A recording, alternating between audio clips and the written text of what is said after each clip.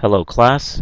Today we're on lesson number 6 of chapter 6 and as I promised we would be learning a third method of graphing an equation with two variables.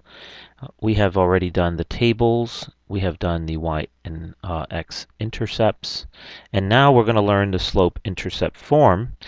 And if you completed the exercises in Chapter 5, the last exercises would have given you a little bit of insight as to what we're going to learn in lesson number 6.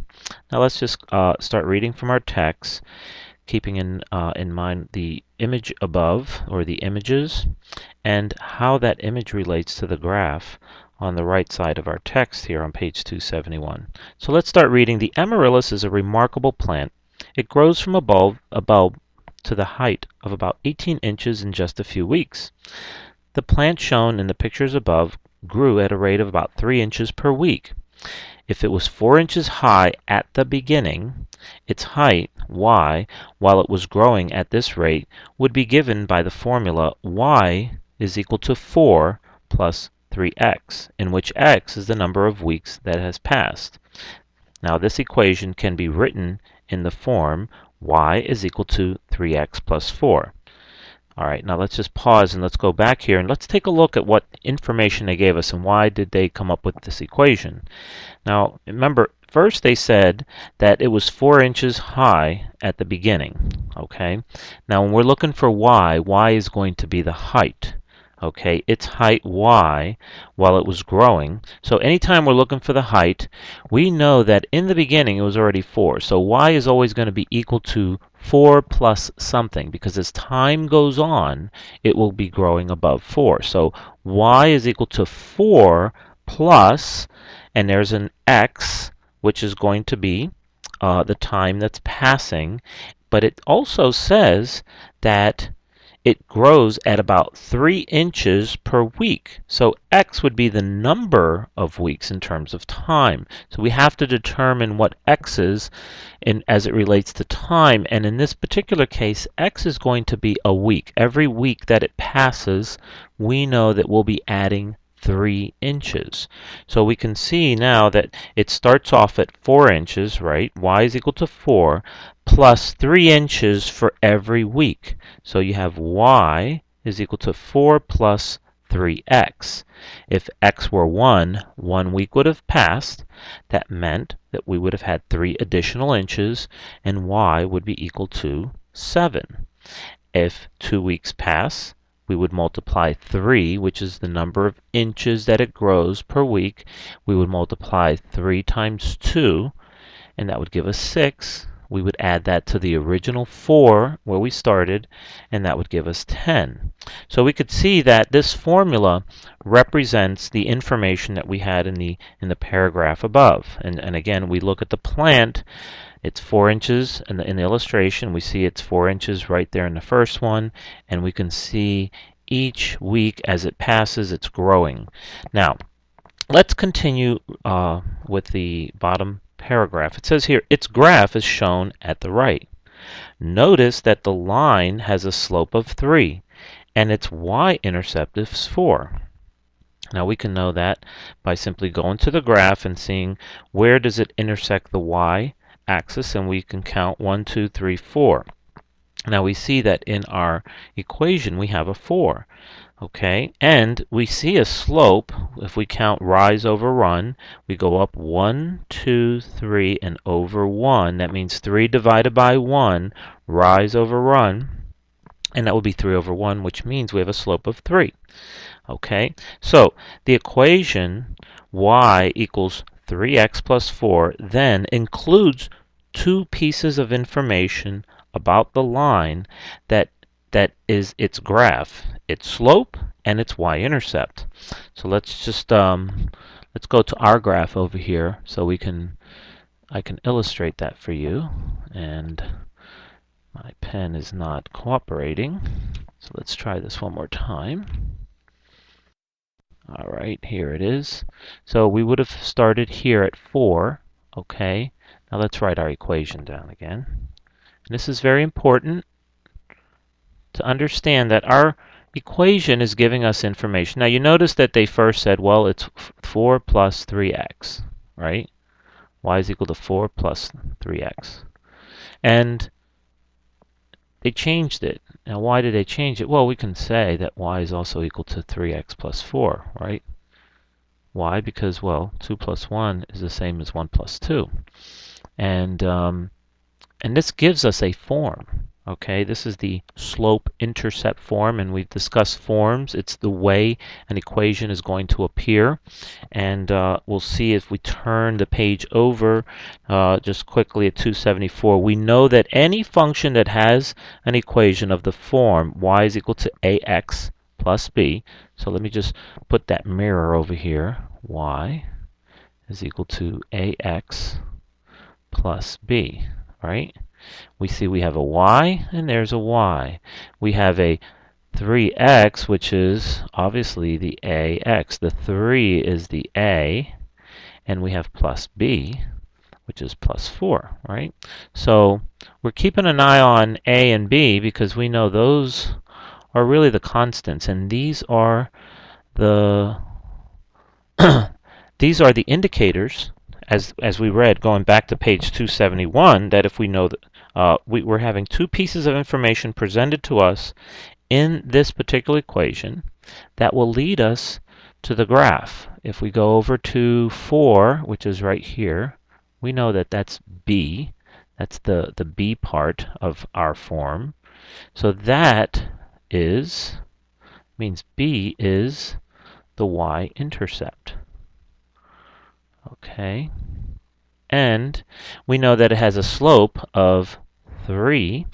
Well, if we go back to this table over on page 271, you see the different points that were there, and those really were the points that we were using in the beginning when I gave you 1 meant if you plug in 1 for x, the answer would be 3 times 1 plus 4, which would give us 7.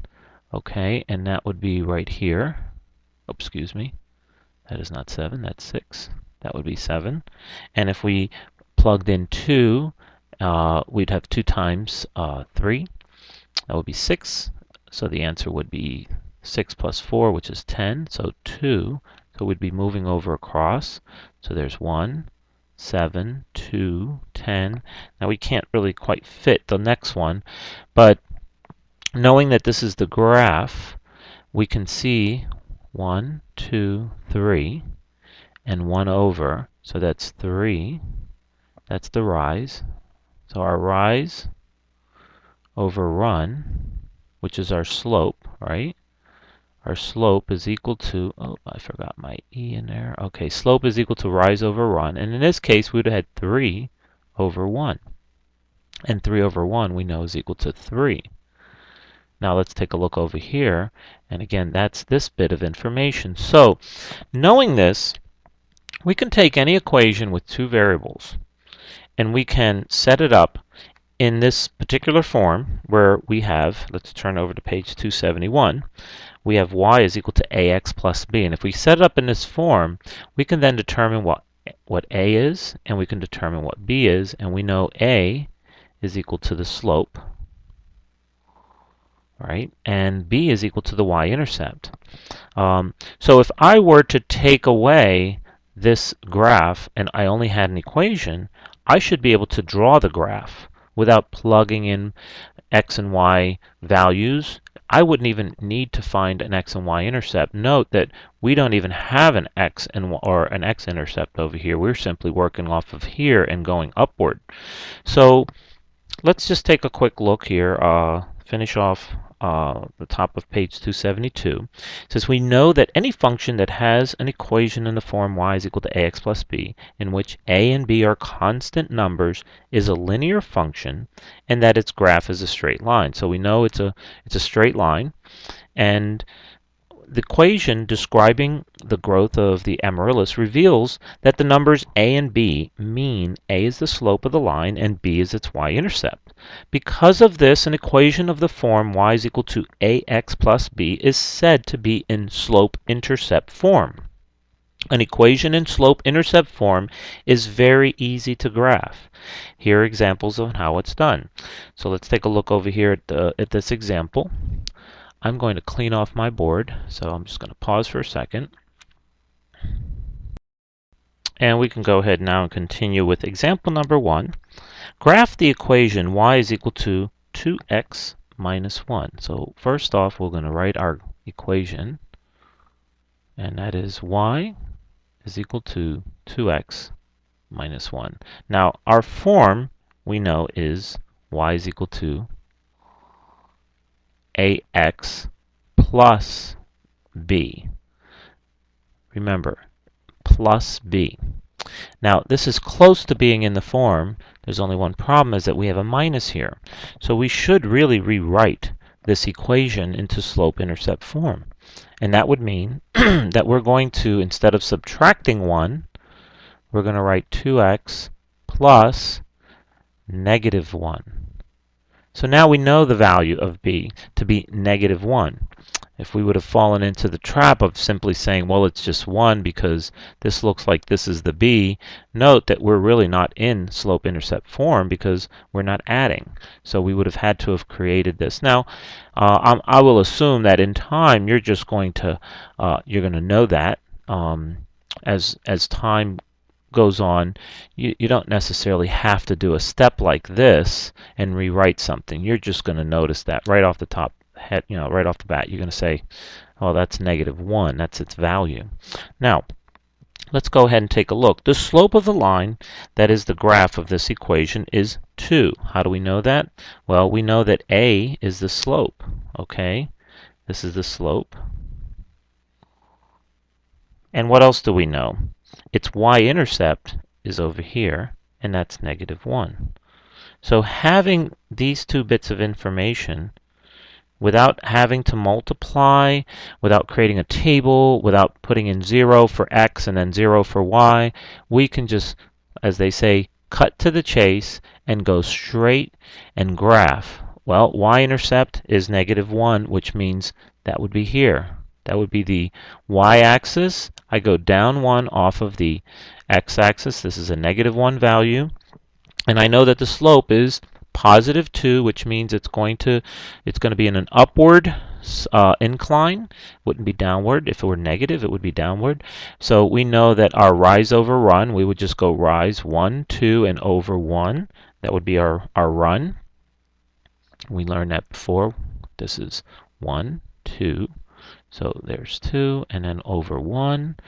And then we can go ahead and keep doing that. Well, we already have 2 points. We can start easily just graphing. But I'm going to go ahead and draw a few more of these points. We're going to go over up 1, 2, and over 1. Up 2 and over 1, and I'm maintaining the slope. You could see it's linear. Now, if at some point you notice that, hold on, I have a point over here and it's not linear, and you have it in an equation in this form, then it means that you've done something wrong with your slope. You might have put 1 over 2. You say, hold it, this is just not straight, it's curving. It's because you've just plotted the wrong point. Okay, so let me go over now and just get my my ruler, so to speak, so I can draw a straighter line and go ahead and connect these. And again, this is what our graph would look like. It would just be a straight line. In fact, I'm going to do it the other way. Just going to move it down, and we can see that it just cuts right through, just a little bit below the origin. And we can see here that by plotting additional points, we got this graph. And this is simply the easiest way for us to plot a graph, by simply putting it into slope-intercept form. Now, you may have an equation that's not written in slope-intercept. Okay, and if it's not, then we need to put it into slope-intercept. Now, they're going to give us a couple more examples here that we ought to take a look at. I'm going to go ahead and just erase what's on our board here and give us an opportunity to do another one. And we're going to do these 2 examples.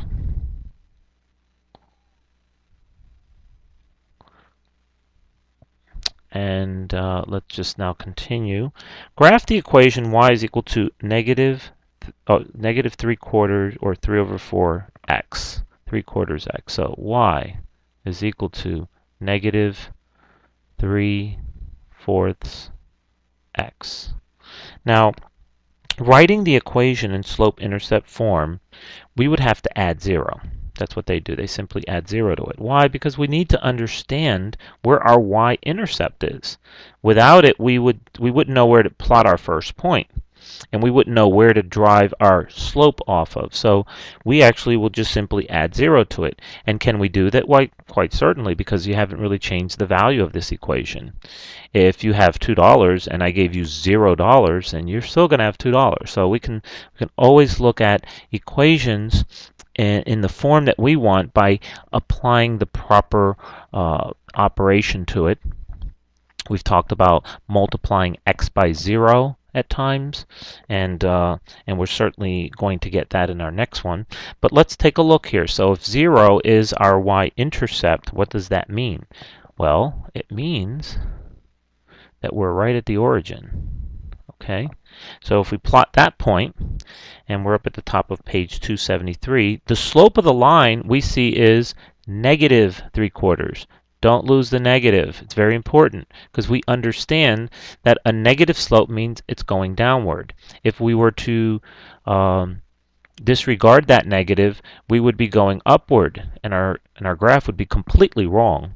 So we're going to use a negative 3/4. Now notice in our graph that we're going to have to make this negative, means that, well, one of the two movements, because rise over run is our slope, right? It means that one of these two movements needs to be negative. Either this needs to be negative or this needs to be negative. Okay, now if we look at our example, they will go negative in the rise, and so they'll go downward 1, 2, 3. All right, so that's a negative 3 movement, but then they'll take a positive movement 1, 2, 3, 4, and we have our first point here. Now really with this point we can go ahead and graph as they did, but it's very important that we understand that to have negative slope, negative 3 over 4, that we need to take a negative movement in one or the other direction. Now we typically will go left to right, but I'm just going to show you that we could have also gone the other direction. We could have built our graph sort of backwards. We would have gone up 3, 1, 2, 3. This would have been positive 3, but then we would have gone negative. We wouldn't have gone positive this way because that would have been 3/4. That would have been the positive slope, and again that would have given us the wrong graph going in this direction. No, we need to go negative. 1, 2, 3, 4. So we went into a negative 4. So you could see whether we had negative 3 over 4 or 3 over negative 4. Either way, we're connecting ourselves to this graph here because this would have been the point, and now we're going across the same line. And let's go ahead and just draw that line. And it's going to go from here to here. I'm just going to connect them. And you can see that in either direction, we can take our negative 3/4 slope and connect and create a graph. Now typically we're going to try to go from left to right, but sometimes we'll actually have to go in the other direction. Let's go ahead on to example number 3, where we have the value that I had mentioned of negative 3, of 0x, and I would like to give you an opportunity here to see a different form. Just sitting here erasing our board, and we're going to see here that our form is not written the way that we would be able to graph, but by adding the x value, we have slope-intercept form. Y is equal to 2.5. Now where's our x? Well, we're going to have to add x. Now this tells you already that something different's going on from our other equations. If y is always going to be 2.5, remember we did this in some of our previous lessons, and we understood that this would mean something, that y, no matter where we go on our graph, y is always going to be equal to 2.5.